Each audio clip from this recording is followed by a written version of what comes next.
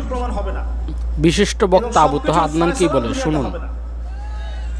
আমরা আগে ভাবতাম যে কিয়ামতের মাঠের কি প্রয়োজন ছিল, আমি তার প্রতিটা কথা পুরোপুরি বিশ্বাস করি এবং রিসার্চ করি, কি দরকার ছিল, সবকিছুর লগে মিল আছে। 500 বছর, অন্য হাদিসে এসেছে 50,000 ওনাকে বছর। যারা পছন্দ করেন অবশ্যই একটা লাইক করে দিবেন। ঝরতে থাকবে আমলনামা, ডান হাত বাম হাত, পুলসিরাত, মিজান, কত সমস্যা।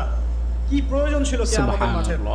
যত দিন যাচ্ছে এবং যত বিশ্বকে চিনতে শিখেছি, তত বুঝতে পারছি যে যে রিসার্চ করে এবং যে রিসার্চ করে না তারা কি সমান হতে পারে? কখনো না। জুলুম করে পার পাবে না।